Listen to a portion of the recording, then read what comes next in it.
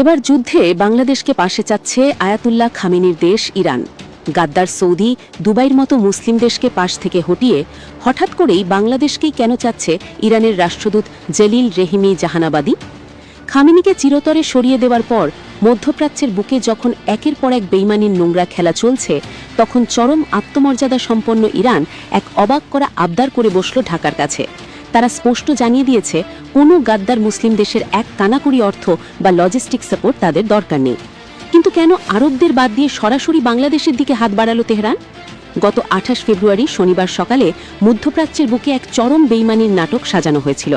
শনিবার সকালে সিআইএ যখন গোপন সূত্রে খবর পেল যে তেহরানের একটি অতি গোপনীয় সুরক্ষিত জায়গায় মেজর জেনারেল মোহাম্মদ পাকপুর এবং রিয়ার অ্যাডমিরাল আলী শামখানির মতো শীর্ষ সামরিক কর্মকর্তারা এক জরুরি বৈঠকে বসেছেন, তখন মুহূর্তের মধ্যেই তারা হামলার ছক কষে ফেলে।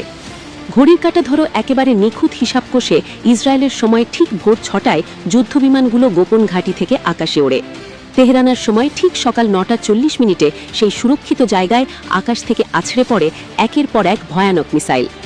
মূল জমায়েত থেকে একটু দূরে পাশের একটা ভবনে বসে দাপ্তরিক কাজ করার সময় ইরানের 86 বছর বয়সী সর্বোচ্চ নেতা আয়াতুল্লাহ আলী খামেনিকে ওই প্রথম দিনেই চিরদিনের জন্য পরপারে পাঠিয়ে দেওয়া হয়। আর এই পুরো ঘটনার পেছনের নাটের গুরু কে তা জানলে যে কারো চোখ কপালে উঠবে। রয়টার্সের খবর বলছে, এই শয়তানি চাল চেলেছেন খোদ সৌদি যুবরাজ মোহাম্মদ বিন সালমান। লোকটা কি পরিমাণে চতুর আর ভণ্ড তা এবার পুরো দুনিয়া হাড়ে হাড়ে টের পেয়েছে। কিছুদিন আগেই সে ইরানের প্রেসিডেন্ট মাসুদ পেজেশকিয়ানের সাথে একেবারে গলায় গলায় খাতির জমিয়েছিল।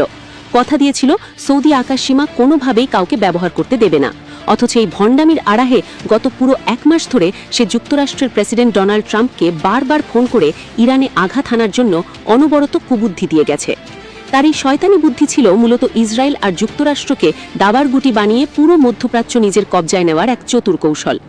তলে তলে যুক্তরাষ্ট্রের কান ভারী করে কিভাবে নিজের মুসলিম ভাইয়ের বুকে ছুরি বসানো হলো, সেই পিলে চমকানো বেইমানির খবর এখন সবার হাতে। 28 তারিখ প্রথম দিনেই খামেনিকে এমনভাবে বিদায় করার পর ক্ষোভে ফেটে পড়ে পুরো ইরান। এত বড় একটা ঘটনার পর মধ্যপ্রাচ্যের ওইসব গাদ্দার আরব দেশগুলোর গলা থেকে টু শব্দটিও বের হয়নি। সবাই যেন মুখে কুলু এঁটে বসে আছে। মধ্যপ্রাচ্যের আরব দেশগুলোর এই চরম বেইমানি আর গাদ্দারির পর ইরান এখন খুব ভালো করেই চিনেছে কে আপন আর কে পর। খামেনির বিদায়ের পর ইরান যখন রাগে ফুঁসছে, তখন গাদ্দার আরবদের বাদ দিয়ে তারা বাংলাদেশের দিকে হাত বাড়িয়েছে।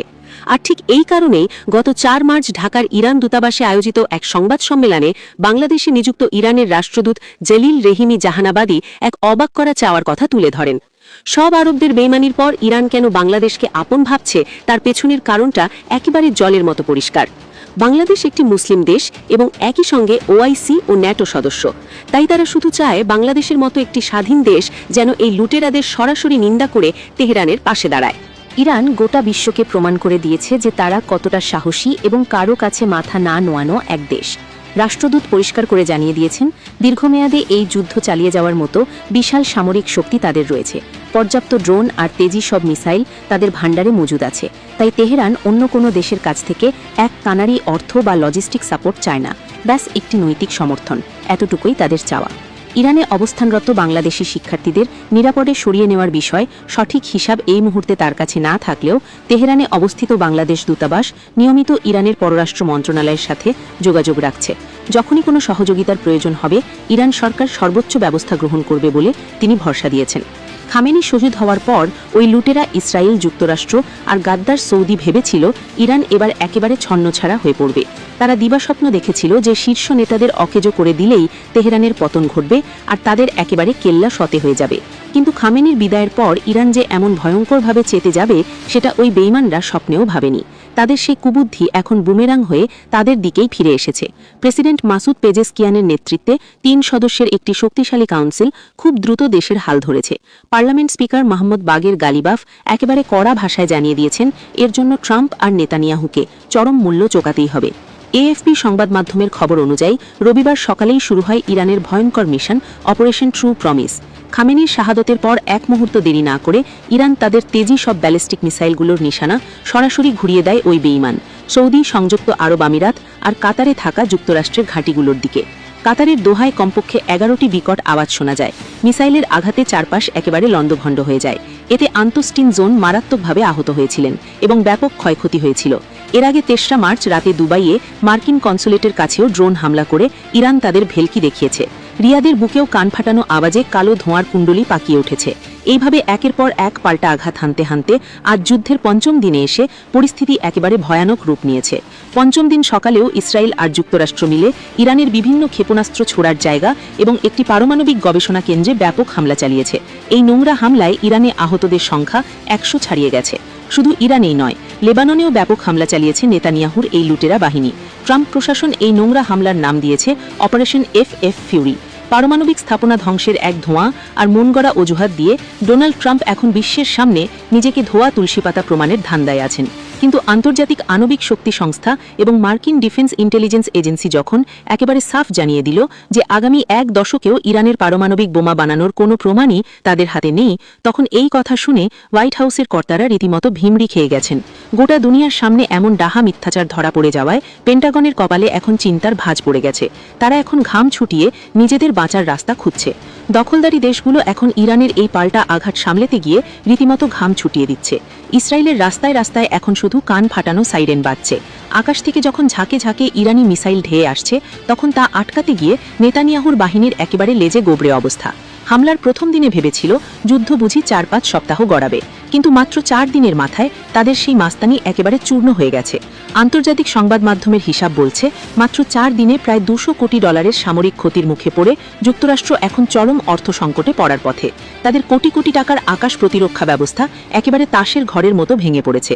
কাতারের আলু উদাইদ মার্কিন বিমান ঘাঁটিতে স্থাপিত প্রায় $১.১ বিলিয়ন মূল্যের একটি রাডার একেবারে অকেজো করে দিয়েছে ইরান। কুয়েতের ঘাঁটিতে থাকা 3টি মার্কিন এফি স্ট্রাইক ইগল যুদ্ধবিমান পুরোপুরি নিঃশেষণে দেওয়া হয়েছে, যার বাজার মূল্য প্রায় $২৮২ মিলিয়ন। বাহারিনে অবস্থিত মার্কিন পঞ্চম নৌবহরের সদর দপ্তরে আঘাত হেনে 2টি স্যাটেলাইট যোগাযোগ টার্মিনাল এবং কয়েকটি ভবন ধসাই দিয়েছে আয়াতুল্লাহ বাহিনী।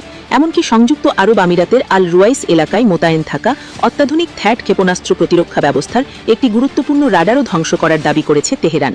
তেলবিভে যেভাবে মিসাইল বৃষ্টি হচ্ছে তাতে নেতানিয়াহুর রাতের ঘুম হারাম হয়ে গেছে। তারা এখন রীতিমতো নাকানি খাচ্ছে।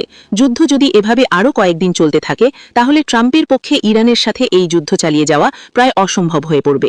ট্রাম্প প্রশাসনের এখন একেবারে লেজ গুটিয়ে পালানোর দশা। অন্যের ঘাড়ে পা রেখে উপরে ওঠার যে নোংরা কুবুদ্ধি আরব রাষ্ট্রগুলো করেছিল, তার জন্য এখন তাদেরই মরণ ঘণ্টা বাজতে শুরু করেছে।